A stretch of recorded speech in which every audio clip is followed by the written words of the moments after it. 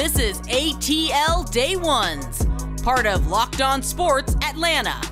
And it starts now.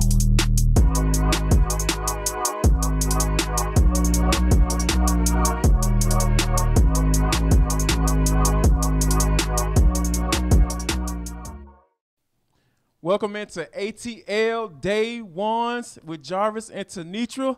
Oh my goodness, T, it is so good to be back. As you see, I may have got a little bit of a tan on my face. You probably can't tell because of the lighting, but you know it's good to be back in the saddle right here on ATL Day Ones. And also, guys, we want to thank y'all for rocking with us last week. While I was out, you know, I knew you all weren't going to go anywhere anyway because y'all like looking at Tenitra better than y'all looking at me anyway. I've come to that conclusion.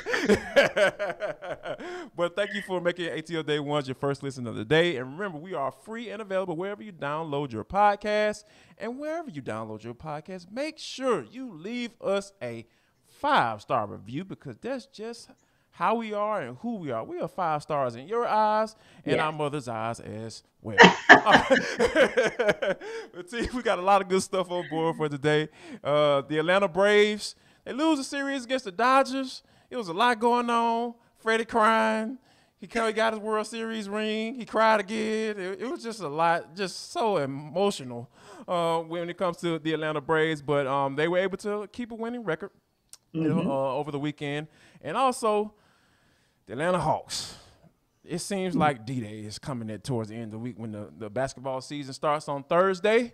You know, free agency begins. A lot of conversations going on. We're going to get into all of that. And then lastly, and for the culture, we're going to talk about the origin of for the culture. And we're going to get into all these conversations about Steph Curry and what he is and what he isn't. We're going to put all that to bed. But before we get to all of that, we got to talk about the Atlanta Braves, and they lose to the Dodgers 5-3.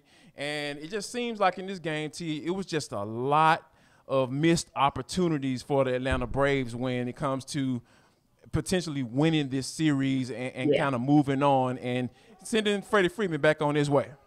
Yeah, I think when you have a 2-0 lead and Spencer Strider gives you all that he can, I mean, Spencer Strider was literally there for 6 innings, no runs, no walks, literally erased what we saw in his last outing where he gave up 6 runs, right? And he was able to really show command and show how he's expanding that arsenal, right? One of his pitches, 100 miles per hour, and he literally struck out Freddie Freeman, and Freddie Freeman did not know what hit him. And it looked like everything was going well enough for the Braves to be able to win a low-scoring game. But when your middle relief comes in and does what your middle relief did last night, that's when you start to get a little bit squeamish. And then, and don't get me wrong, it's ups and downs. So Kenley Jansen can give you most nights a masterful close in the ninth, right? He can give you the save that you need. Last night wasn't that night.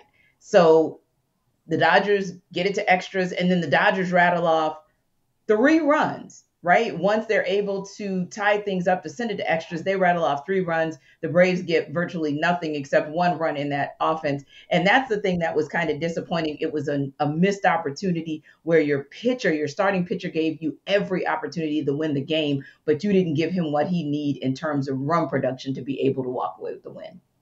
And you know, and that's the thing, because that's, like you said, therein lies the missed opportunity piece, right? Because there is if Matt Olson has just maybe a half an inch more vert, you know, the game is over and the Braves win the thing and he gets the save and they kind of move on, like you said, and getting that win and be able to gain another game on the New York Mets in the National League East division. Yes. So that's the thing that that really matters the most. I mean, I understand the whole Freddie Freeman piece and how that's what they're supposed to do, but you have to look at the situation for what it is, right? Like, they missed an opportunity to get closer to the Mets, and the closer they get to the Mets, we know that more than likely the Mets are going to Met. But T, I want you to tell them about a little situation what we got going on BetOnline before we get into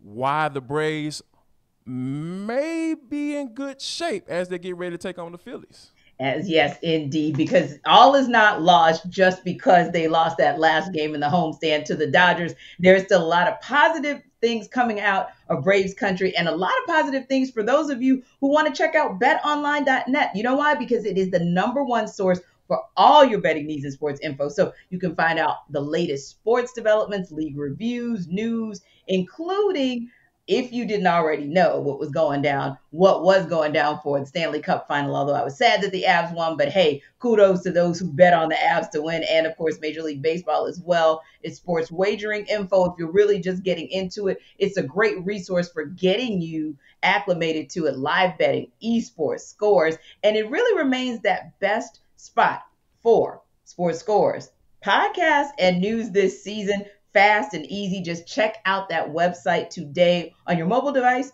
to learn more about the trends. Again, that is betonline.net. That, Jarvis, is where the game really starts.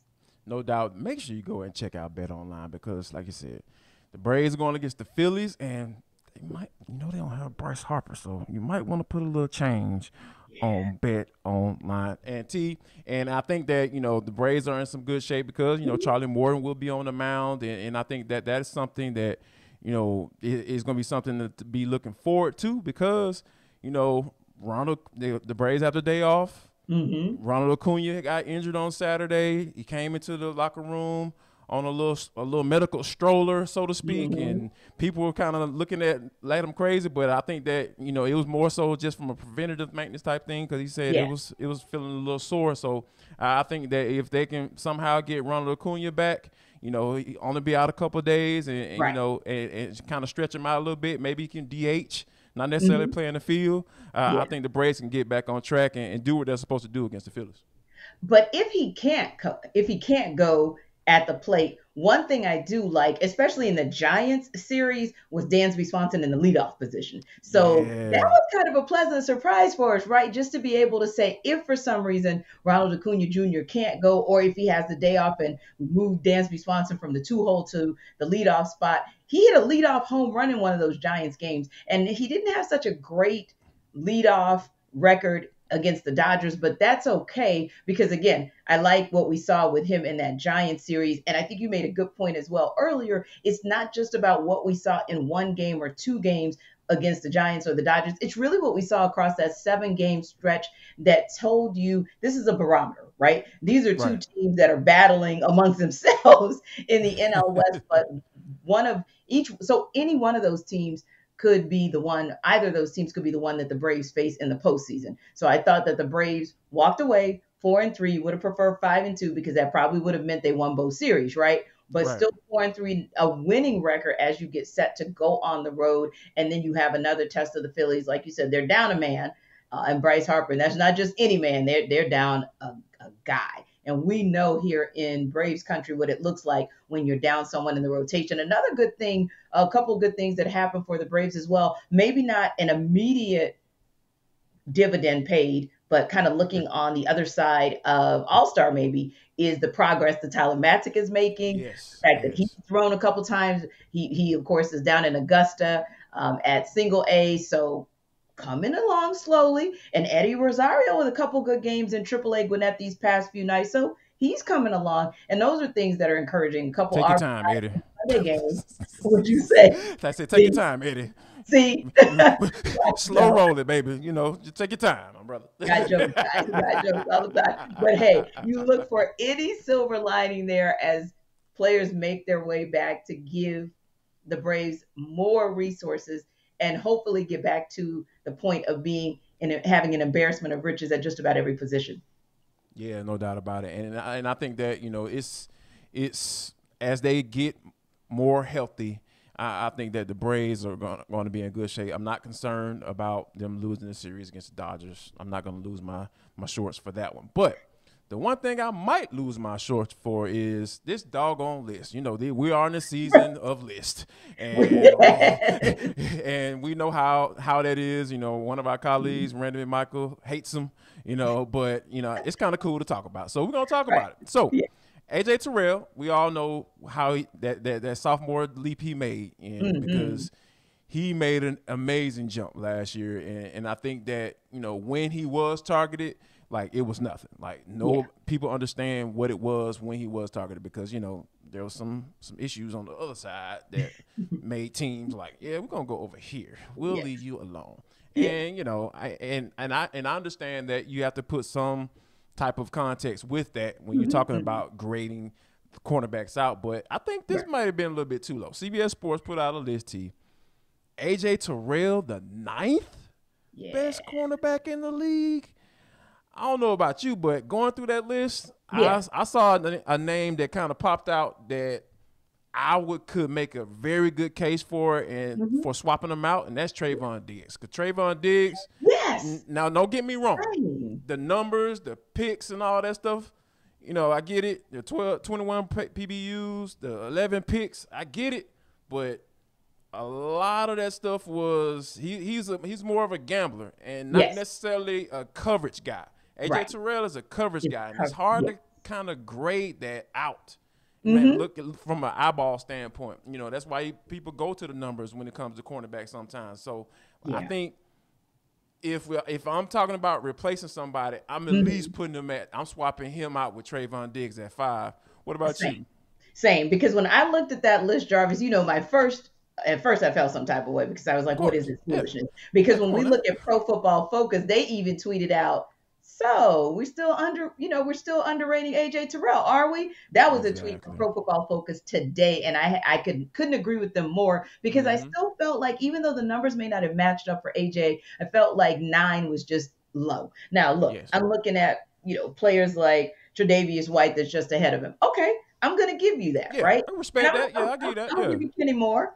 I'm gonna give you Denzel Ward. Okay, I got no problem. And even players that are ranked above Diggs, I'll give you J.C. Jackson, Xavier Howard, and look, nobody's arguing with Jalen Ramsey. It's just the truth of the matter. Not at all. However, I agree with you wholeheartedly. When I look at the numbers, and look, Jarvis, you could do apples to oranges if you want to, or you could do apples to apples with AJ. Like you said, 3 interceptions, 16 PBUs, a forced fumble, a sack, and 81 combined tackles. You look at Trayvon, all right, 11 interceptions, 2 defended touchdowns, 21 PBUs, blah, blah, blah.